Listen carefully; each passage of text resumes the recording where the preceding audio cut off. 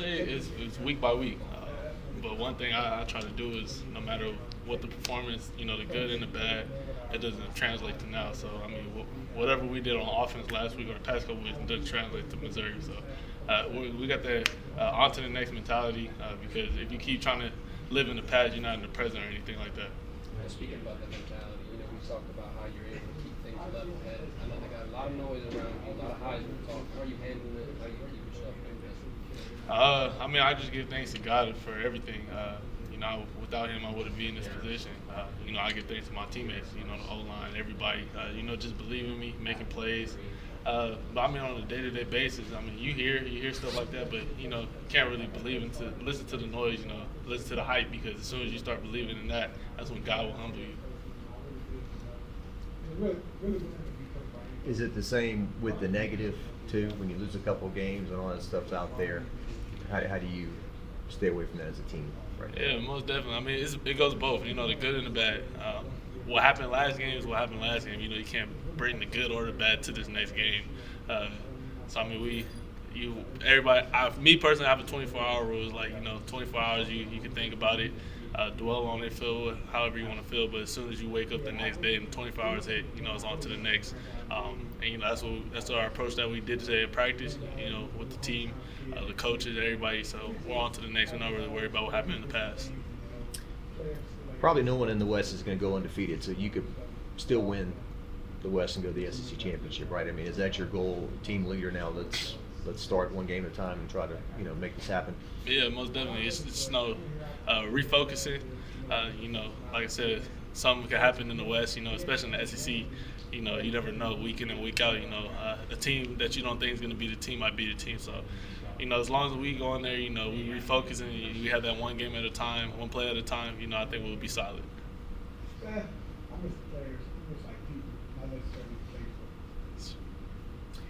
You're not going head-to-head with them, so to speak, but what can you say about their quarterback and the way he's playing right now? Yeah, he's playing lights out for them. Getting the ball in the playmaker's hands. He's doing his job. That's what they ask him to do. When the plays are there to be made, he's making the plays. And he's giving those guys a chance. They got a young receiver in Luther Burton, special receiver. So, when the opportunities go and he gives these guys a chance to make the plays, they're making it for him. Coming into the year, it was kind of running back by committee for you, but it looks like Logan has kind of taken the lead, getting close to 20 carries and whatnot. What kind of job has he done back there? I mean, he's done a great job, in the pass pro and the running game, he runs very hard. And I'll say that's what all our running backs, they run very hard, and, he had the high hand. You keep rolling with the high hand. So, Coach Frank does a great job with developing running backs from Logan to Josh to John Emery to even the young guys, Caleb Jackson, those guys. So, kudos to Coach Frank and what he does in that room and how he gets those guys prepared. Walking in today, I heard y'all had really loud music going on. Was it a more loose and fun practice today? Yeah, I mean, we still had to get our work done, but everybody wants to have fun. That's the main thing with football is it's just finding that joy. As soon as you lose that joy, then everything else becomes miserable. So it's having fun. Getting guys back. Uplift the spirit, positive spirit. So we're moving on. Everybody attacked and approached practice today. Jayden, you mentioned Luther Burden as a special player. You got a couple special ones here, too. You look at the SEC stats. Brian Thomas, Malik Nabers, pretty much at the top. What's it like playing with those guys and knowing, hey, if I get in trouble, I can just throw it up to those guys and they'll make a play? Like you said, special players, it's a blessing to play with those guys. With such a talent, Brian Thomas, that big of a guy, could be able to move like that. Malik, being explosive like that, getting those guys the ball in their hand. They make plays. They make tough contested catches. So I'm blessed to be able to play with them. They come to me. They get man-on-man, one-on-one coverage, man-to-man. They want the ball. Just giving them a chance to go make a play, and 9 times out of 10 they're going to make it. Brian specifically, his personality, right? He doesn't say much of anything, but his improvement this year. What do you think has led to such a surge with him this year? He just had the opportunity to go out there and play. Last year, he's kind of in that role of, rotating This year he attacked the off season. You know, we all did. Me, him, Malik, Kyron, Lacey, even the young guys. You know, they watched us work, and we just attacked the off season. You know, with how we wanted our season to be. We knew we had a special group, even from spring to fall to now.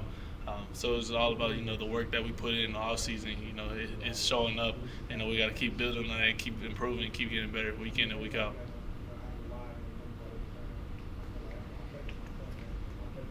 As a mobile quarterback, you know, you got that desire to want to get extra yards. How do you be able to flip that switch, you go from quarterback to running back, you know, vice versa? I mean, it's just an instinct thing for me. Whenever the opportunity there to go, take the yards. If we need a tough yard, or we need it's third and long, you need a first down, I got to go get it. That's what I'm going to do. So, I mean, it's not really like a mindset thing. It's just an instinct and a feel thing for me. I love the way practice went today. Guys came out with great intensity. You know, nobody was dwelling on what happened next week. Everybody really just came with a mentality to get better for next week, and I love the way the team showed up today. Yeah, you know, Pete Jenkins been added to the staff as an analyst. I mean, I know he's not going to put me on the tongue, but like, are you excited just to have like, you know, that analyst type in the room? Definitely. You know, it's always great when you get a great mind like him in a room with you, just to talk ball and really just talk technique with you and things like that. So I think guys really responded well today. You know, he was out there today, and I'm really excited to have him on staff with us. Mekhi, what is it going to be able to be like going back to Missouri, taking this trip back there? It's going to be great. You know, I've been talking to my old teammates there and all my friends. So, you know, it's definitely going to be great just to those family members that never really been able to travel, just to be able to come back home and play in front of them. You know, it's a great feeling.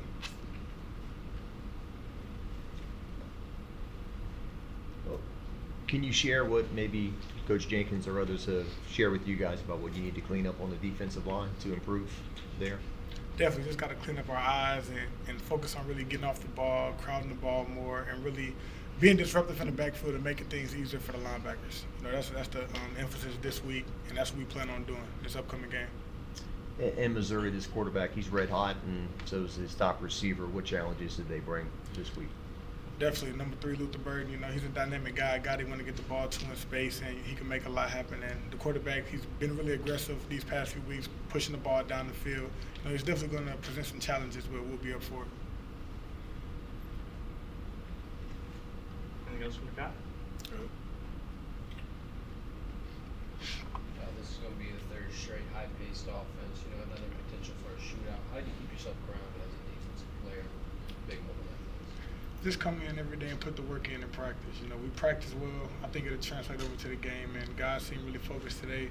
So now we have to build on that and have another great day tomorrow and really start focusing up and locking in for the game. Yeah, Brady Cook's been on fire for the Missouri offense. How important is it to get that pass rush going early in this game? Definitely want to get out there and affect him early. You know, they do a lot of quick passes. He likes to get the ball out early, but when he sits back there, we can't let him just, you know what I'm saying, stay back there and get to his first read because, you know, he's very lethal and his top receiver is a very good receiver. There's so much season left, right?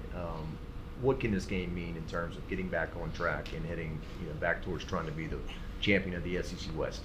You know, we come in every game hoping to win, and this is definitely going to be a statement game for us when that, you know, we really want to win after coming off of a loss like that and just really putting our identity on film and showing who we really are. What's it like to play in at that stadium? It's kind of unique. LSU's only been there one time in their whole history. How would you describe that atmosphere there? Definitely. For an opposing team, it could be kind of hostile. You know, the fans are crazy, but the guys will be ready, you know what I'm saying? Just it's nothing we haven't experienced. We play in Death Valley every Saturday, so I think we'll be fine. Another early road game. We're going to see some more stretches at a car dealership this week or what? Nah, luckily the hotel is 15 minutes from the stadium this time, so we won't have to do anything crazy, you know. Everything will be set up for us when we get down there.